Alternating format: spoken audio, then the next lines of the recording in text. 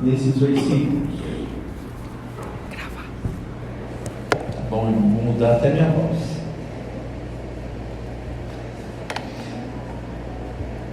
Portanto, meus amados e muito saudosos, minha alegria e coroa, sim, amados, permanecei deste modo, firmes no Senhor.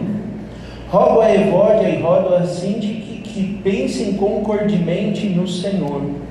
A ti, fiel companheiro de jugo, também peço que as auxilies, pois juntas se esforçaram comigo no Evangelho, também com Clemente e com demais cooperadores meus, cujos nomes se encontram no livro da vida. Alegrai-vos sempre no Senhor. Outra vez digo, alegrai-vos. Seja a vossa moderação conhecida de todos os homens, perto está o Senhor. Não andei ansiosos de coisa alguma, em tudo, porém, sejam conhecidas diante de Deus as vossas petições, pela oração e pela súplica, com ações de graças. E a paz de Deus, que excede todo o entendimento, guardará o vosso coração e a vossa mente em Cristo Jesus. Finalmente, irmãos, tudo que é verdadeiro, tudo que é respeitável, tudo que é justo, tudo que é puro, tudo que é amável, tudo que é de boa fama, se alguma virtude há, e se algum louvor existe, seja isso o que ocupe o vosso pensamento. O que também aprendestes, e recebestes, e ouvistes, e vistes em mim, isso praticai, e o Deus da paz será convosco. Vamos orar mais uma vez.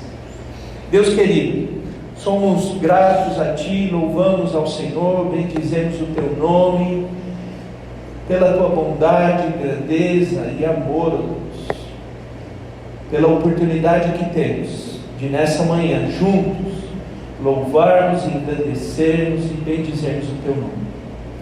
Te agradecemos também, ó Deus, pela preciosa oportunidade que temos agora, Deus, de ouvir a Tua palavra e aprender nela. Pedimos, ó Deus, que o Senhor nos ajude, que o Senhor nos dê a devida compreensão, ó Deus, para que possamos, ó Pai, a cada dia das nossas vidas, em tudo, ser obedientes à Tua palavra e desejosos, ó Deus, de fazer o que nela temos como orientação para as nossas vidas. Pedimos que a Tua palavra fale ao nosso coração, dê clareza à nossa mente nessa hora e pedimos isso em nome de Jesus. Amém. O tema desse capítulo, o tema que nós estamos vendo aí, alegria que vence as preocupações. Alegria que vence as preocupações. Eu fiquei pensando nesse tema, eu queria compartilhar com vocês que eu comecei esse ano de 2024 precisando encontrar no Senhor alegria que vença as minhas preocupações. Quando essas coisas, lá no início do ano, aquele momento em que nós estamos ali pensando, fazendo uma reflexão a respeito daquele ano que está começando e tudo que viria pela frente, eu estava ali rondando essas coisas na minha mente e pensei em 2 versículos para que me ajudassem, para que me dessem força, me dessem direção, para que eu me fortalecesse através deles.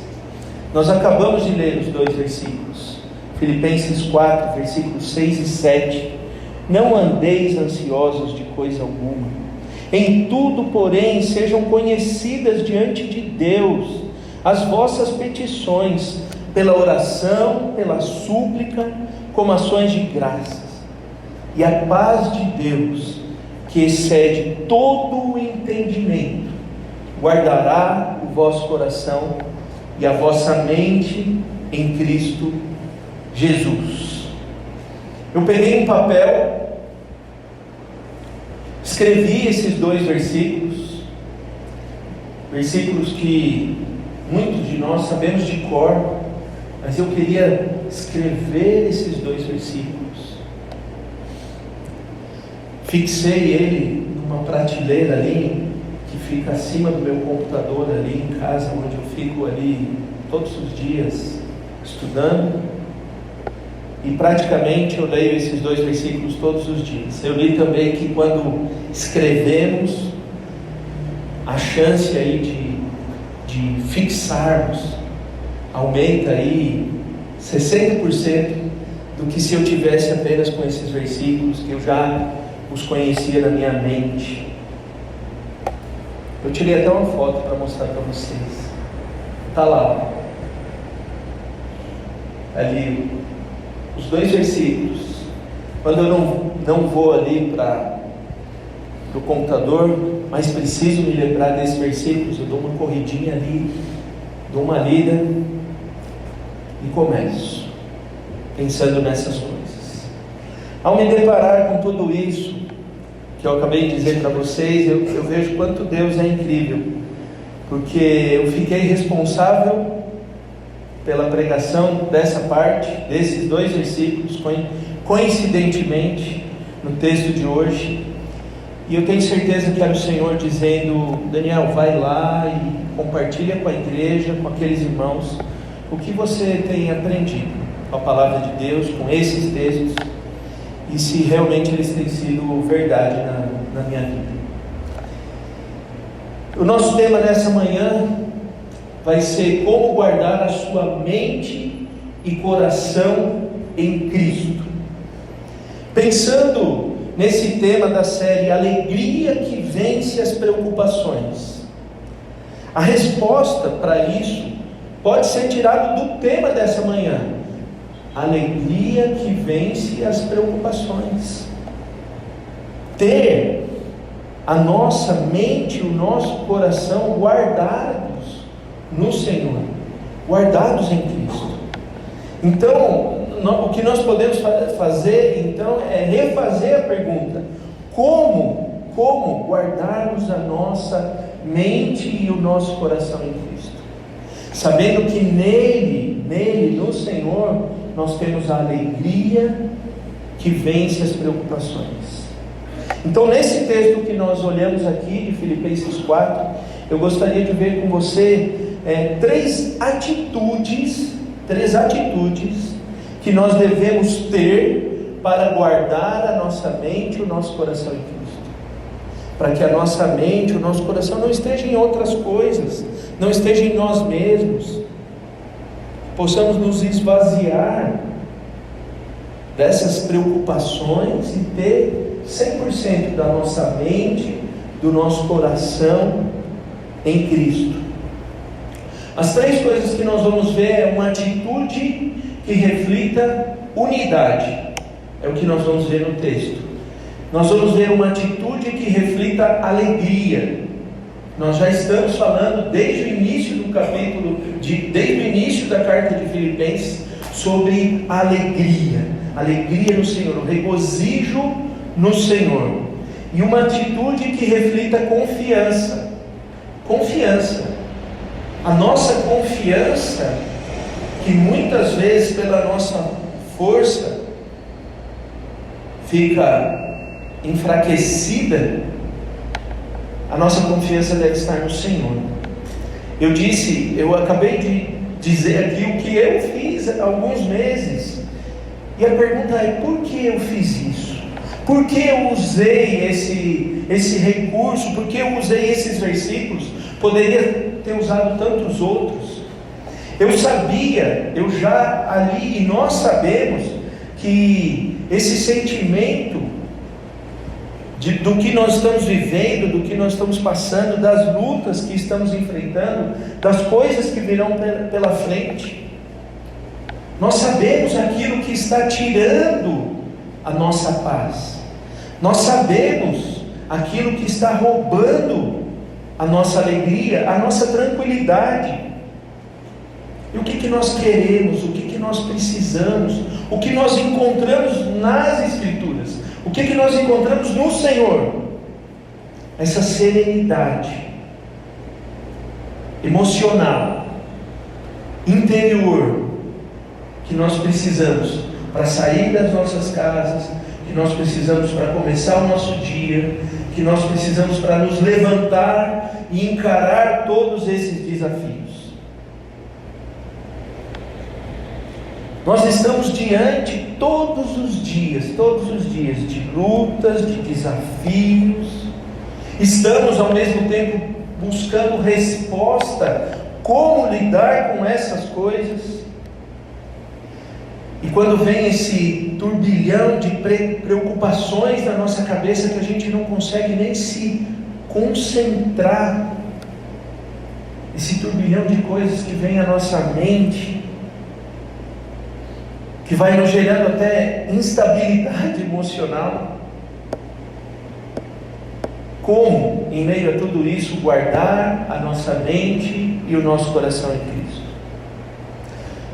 Nós precisamos primeiro dessa convicção que nós podemos buscar forças no Senhor. Amém? Forças no Senhor. E ter também convicção que por nós mesmos, pelas nossas forças, nós não temos força suficiente em nós mesmos para conseguirmos essas coisas.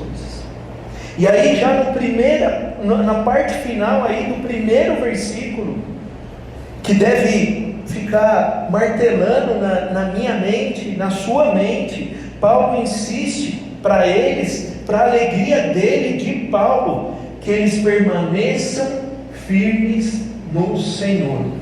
Paulo está terminando aquela carta. Paulo já apresentou ali muitas ideias do que eles deviam fazer, praticar, de como eles deveriam viver, de como eles deveriam ser igreja, qual era o sentimento que eles deviam ter. E aí ele diz: permaneçam firmes no Senhor. Aí eu pesquisei, permanecer firme no Senhor. Essa palavra grega era usada para descrever um soldado em pé no seu posto.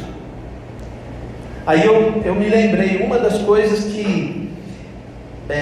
primeiras coisas que eu aprendi quando eu prestei o serviço militar, foi o quanto lutávamos para permanecer em pé, firme no posto. Era uma luta, parece ser fácil, a gente olha, é até bonitinho, todo mundo lá alinhadinho e arrumadinho, mas era uma luta permanecer daquela forma. Numa apresentação, ali num exercício. Então a unidade que nós vamos ver no texto fazia toda a diferença ali no exercício militar. Uma das primeiras coisas que nós aprendemos foi quando um caía, quando um aparentava ali que ia cair, fraquejar, o da direita ou da esquerda, o que estava atrás, teria que dar suporte para que aquele não perdesse as suas forças. É assim que funciona. Às vezes a gente nem percebe. Ali num exercício, um começa a cair, o outro já vai lá e segura. E bem discretamente ele pode ser tirado dali e tudo permanece organizadinho. A gente é assim, né? Um caiu, a gente já sai e faz uma roda, né? Em volta para ver o que aconteceu. Não, permanecer firme. E que Paulo está dizendo aqui é que os filipenses, eles deveriam concentrar a sua lealdade no Senhor, no seu Salvador, a fim de permanecer firmes nele. E nós devemos nos concentrar também nisso, em permanecermos firmes no Senhor. Paulo está ensinando para aqueles irmãos da igreja de Filipos que uma forma de nos mantermos firmes é a unidade. E esse vai ser o primeiro ponto. Uma atitude que reflita unidade. nós precisamos. Esse ponto ele serve para nos mostrar também a importância da igreja, a ênfase dominante da carta é a importância de manter. Ele estava vendo que aqueles irmãos precisavam manter a unidade cristã, eles precisavam pensar a mesma coisa, eles precisavam ter uma compreensão mútua.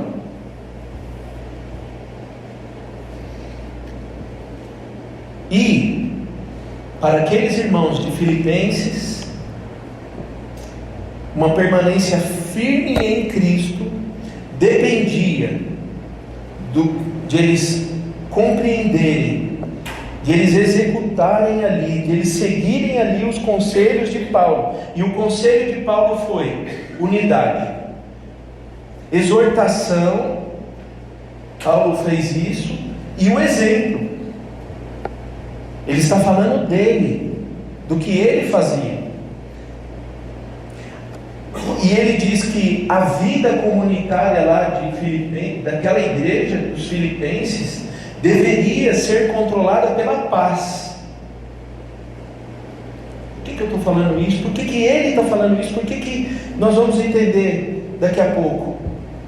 Que somente Deus pode fornecer uma paz capaz de suprir ali as necessidades da igreja, de suprir as necessidades dos seus filhos, como exemplificado na própria vida de Paulo, que Deus supria todas as suas necessidades.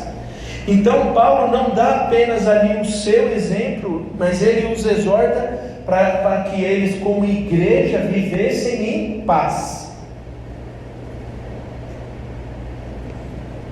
Quantas brigas e desentendimentos nós vemos hoje no meio das igrejas?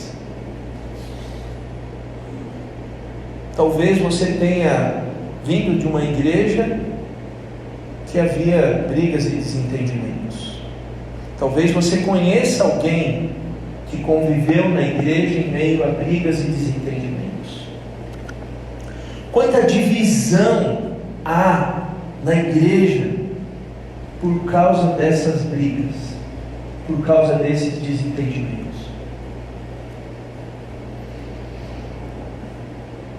E aí a exortação começa. E aí a pergunta para nós é: o quanto estamos comprometidos, cada um de nós, individualmente, com essa paz, para que haja unidade? Faça essa pergunta íntima, essa reflexão, nas pequenas coisas, o quanto estamos comprometidos com essa paz. E a aplicação para nós é: os relacionamentos na igreja precisam ser governados por um espírito contente. Precisamos estar contentes para que haja paz. Manso, a mansidão, tão difícil de ser alcançada por muitos. E eu me incluo. E que busca a reconciliação. Olha o que diz o versículo 2: rogo a Evódia e rogo a Sintique que pensem concordemente no Senhor. O texto está dizendo que havia ali uma rixa, havia ali uma situação, havia ali um desentendimento entre essas duas mulheres, e ela deveria ser sanada ali num esforço até de outras pessoas, num esforço comunitário, à luz do que? Ali do relacionamento que aquelas pessoas tinham entre elas e com Cristo. Nós não resolvemos as nossas diferenças de outra forma. E o interessante é que todos os envolvidos ali, e Paulo os descreve como importantes, todos eram importantes, úteis, todos eram úteis. Ele os descreve ali no começo do texto como cristãos dedicados. E ele mostra que os relacionamentos devem ser governados por uma disposição boa, santa, piedosa. E isso não quer dizer que não vai haver discórdia. Isso não quer dizer. Mas a questão para nós é como nós, cristãos maduros, resolvemos os nossos desacordos e chegamos ali a uma compreensão do que é unidade, do que é mutualidade, de que devemos chegar num consenso. Então diferenças vão haver, e estava acontecendo ali, de pessoas que eram importantes, que já foram úteis, que estavam servindo. Assim nós devemos ser na igreja hoje.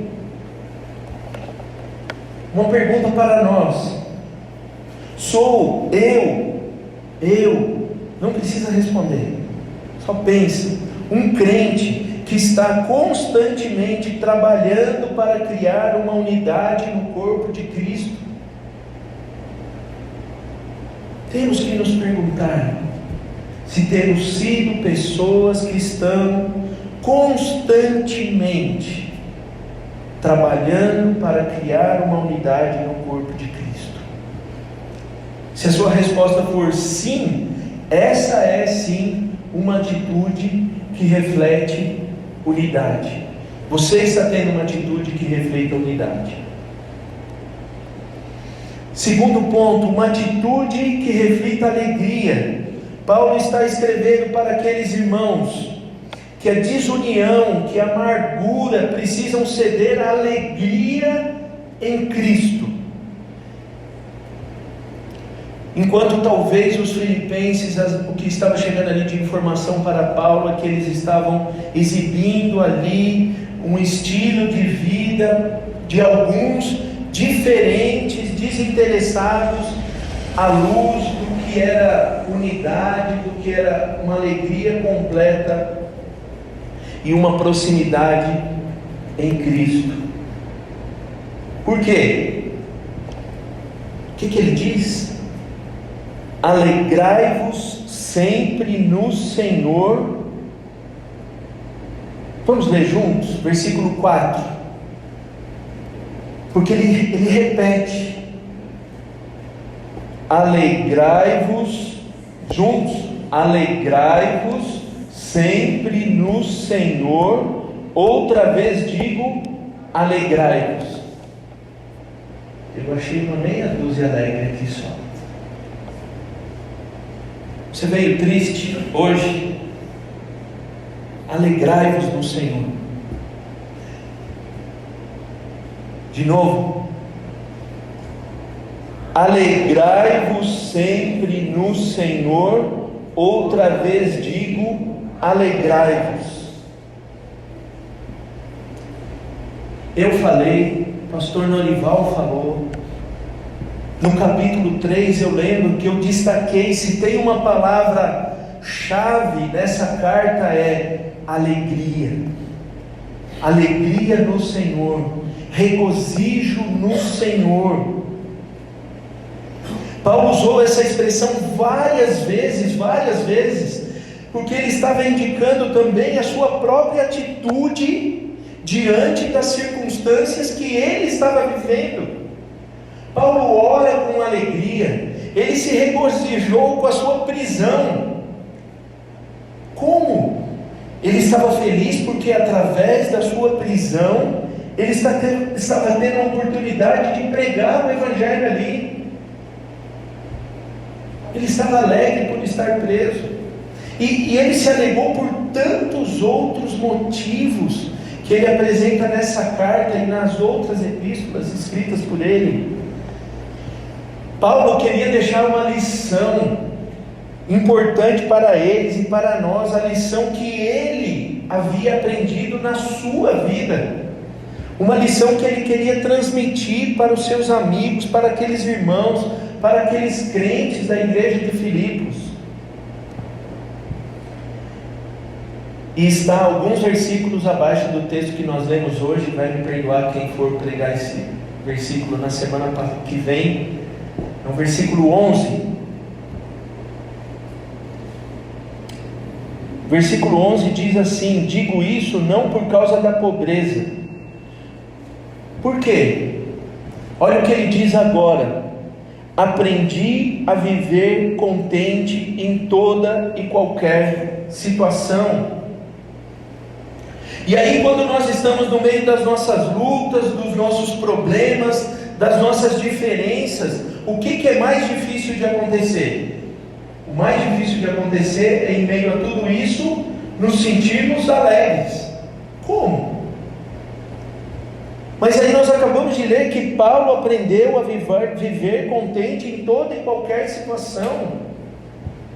E agora há pouco ele diz a primeira qualidade, a primeira virtude, a primeira atitude é a alegria. Alegrai-vos, outra vez digo alegrai-vos. É como se ele dissesse alegrai-vos e de repente viesse à sua mente tudo o que ia acontecer, e vem à nossa mente tudo que vamos enfrentar, tudo que vai vir pela frente, tudo que vai acontecer, e a mente de Paulo vinha: alegrai-vos, alegrai-vos. Ele mesmo estava na prisão, ele se alegrou porque ali ele ia poder evangelizar, mas ele estava perto de uma morte que já estava ali praticamente certa. Nós já dissemos isso e já observamos isso também outra vez. Quando ele escreveu essa carta, ele estava preso, e ele estava preocupado com aqueles irmãos. Eles estavam no começo da caminhada cristã, era uma igreja nova. Paulo sabia que eles passariam por dias difíceis, de perigos, eles passariam por perseguições. Foi assim a história da igreja. Aí Paulo diz: eu sei o que eu estou dizendo. Diante de tudo isso que vocês estão passando, diante de tudo isso que vocês vão passar, alegrai-vos. Quando Daniel, eu estou diante de situações difíceis, desanimadoras, eu tento e eu tenho que me lembrar que a alegria cristã é independente das circunstâncias. Nós precisamos nos lembrar disso. Diante de situações difíceis, desanimadoras, quase que improváveis, a alegria cristã é independente das circunstâncias. Por qual razão? O crente tem a sua fonte de alegria contínua na contínua presença de Cristo. Eu vou repetir: o crente tem a sua fonte de alegria na contínua presença de Cristo. Por isso nós precisamos crer que, como alguns fazem, que Ele não nos abandona quando os problemas vêm, como muitos dizem, inclusive, dizendo que o Senhor se esqueceu delas. A nossa alegria é a nossa fonte de alegria na contínua presença de Cristo nas nossas vidas, independente das circunstâncias. E Paulo traz essa ordem: alegrai-vos, alegrai-vos, porque a base da sua alegria não está nas circunstâncias, a base da sua alegria está no Senhor. Por que ordem? Porque parece que é uma ordem. O que diz o versículo 5? Acompanhe aí: seja a vossa moderação conhecida de todos os homens. Aí ele diz: perto está o Senhor. Eu li que a tradução disso é difícil. Nos parece que a melhor maneira de aplicar esse versículo à nossa vida hoje, as instruções dadas ali por Paulo aqui no primeiro século, é considerar essas exortações como um critério para nós avaliarmos o nosso nível de maturidade cristã, o nosso nível de como está o nosso relacionamento com Deus. Porque o nosso relacionamento com Deus, o nível dele, se está tudo bem, estamos navegando por águas tranquilas, está legal. Mas quando avaliamos o nosso nível de maturidade cristã, quando os problemas vêm, como dizer, devo me alegrar no Senhor em toda e qualquer situação? Ok, eu sei que tem que ser assim, eu sei que estou fazendo isso, mas na hora do vamos ver, na hora que a coisa acontece de verdade, que o problema e a luta, a dificuldade está ali diante de mim, o que eu faço? O que vemos muitos fazendo? Nos abatemos facilmente, me afasto de Deus, muitos se afastam da igreja, me afasto das pessoas.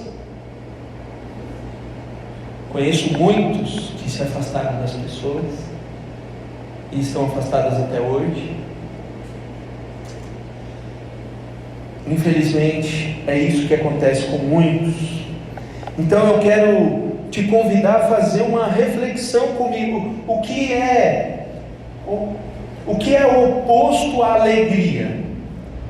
Só tristeza? O oposto de alegria é tristeza. Mas será que a compreensão para nós aqui, individualmente, como igreja, será que não é também, tristeza não está relacionada também à reclamação, murmuração, falta de contentamento, chateação, desinteresse,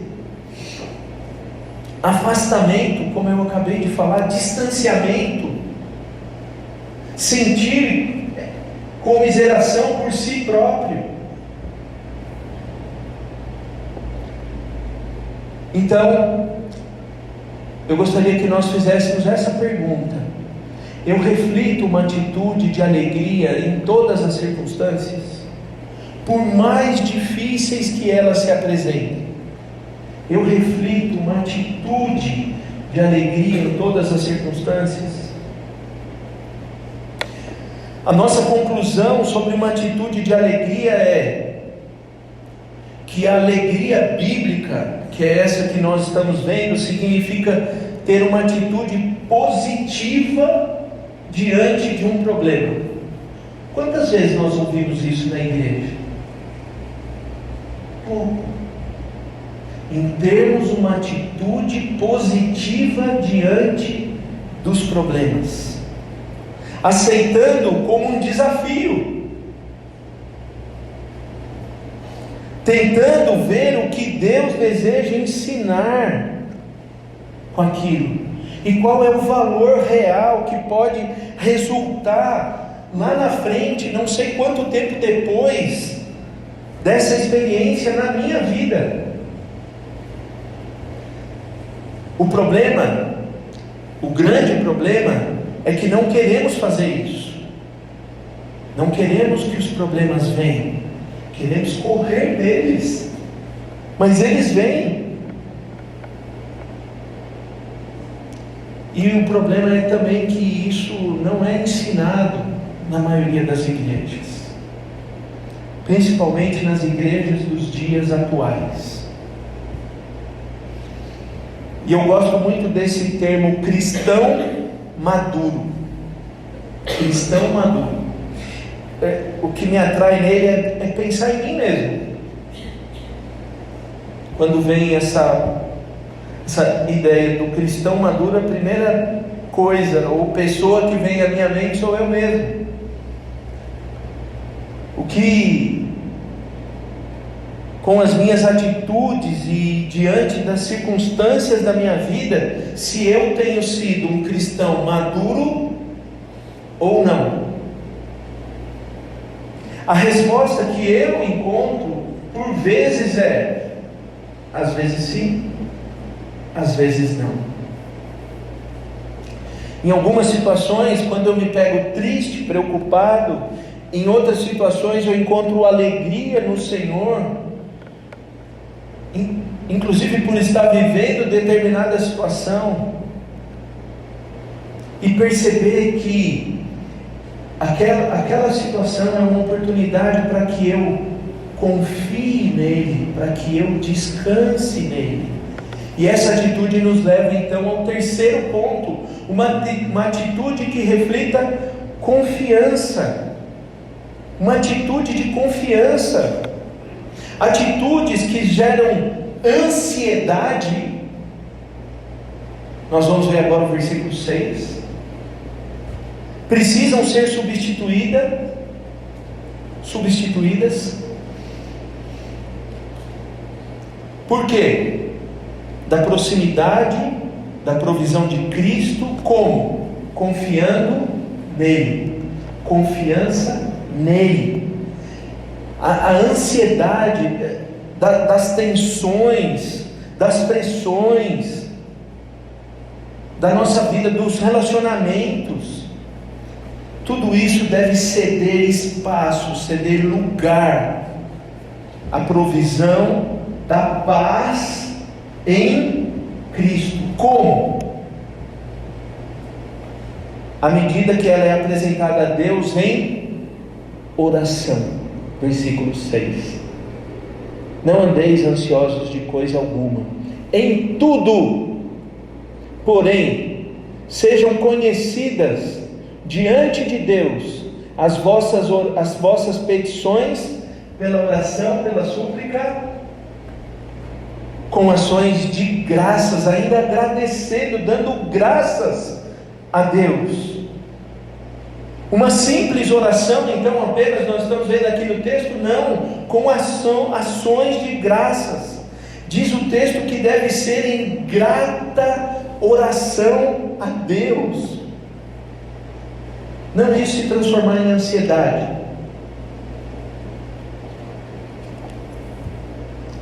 Devemos orar e devemos pedir e dar graças em tudo, como diz o texto. Tem uma frase sobre oração que eu gosto muito, que diz assim: não há nada muito grande para o poder de Deus, nem muito pequeno para o seu cuidado paternal, seu cuidado como pai. Nós dizemos para os nossos filhos, eu digo para os meus filhos: vocês podem me trazer tudo, vocês podem trazer o que for grande, o assunto pequeno, porque eu sou o seu pai. Traga para o seu pai, traga para a sua mãe.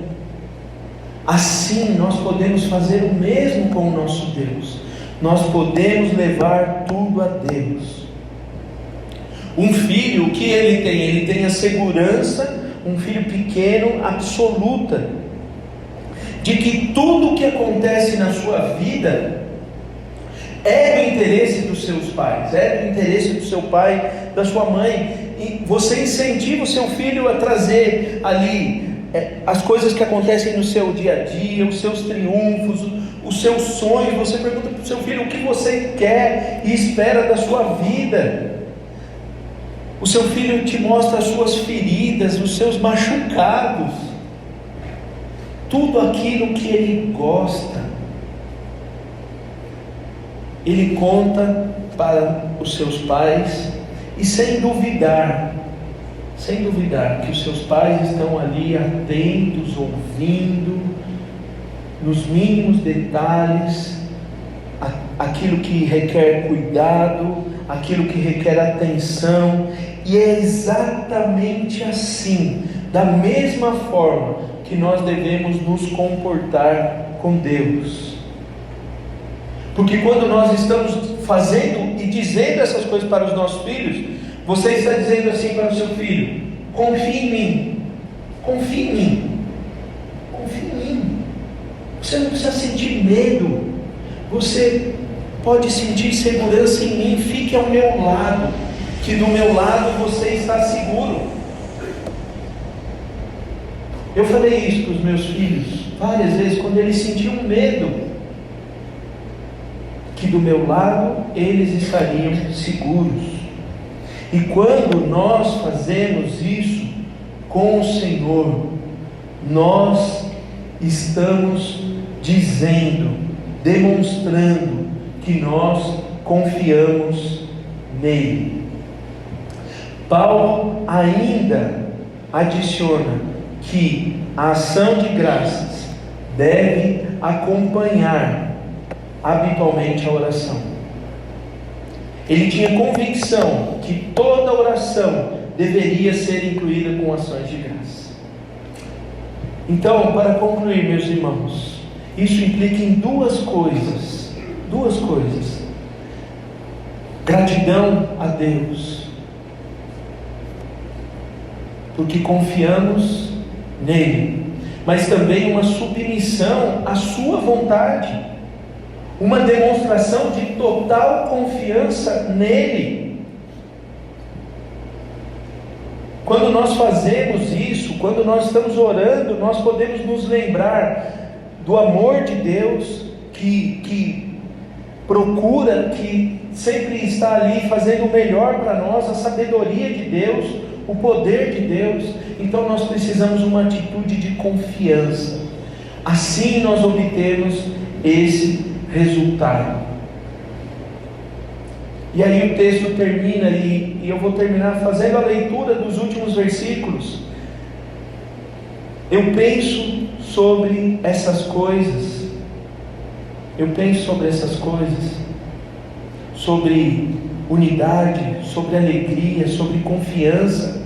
Eu tenho confiança total em Deus, no poder da oração. Quando eu percebo que eu estou fraquejando, eu recorro ao Senhor rapidamente. Como tem sido a sua atitude? Como tem sido a minha atitude? Hoje, exatamente hoje, dia 5 de maio de 2024. Hoje, finalmente, irmãos, tudo que é verdadeiro, tudo que é respeitável, tudo que é justo, tudo que é puro, tudo que é amável, tudo que é de boa fama, se alguma virtude há e se algum louvor existe, seja isso que ocupe o vosso pensamento.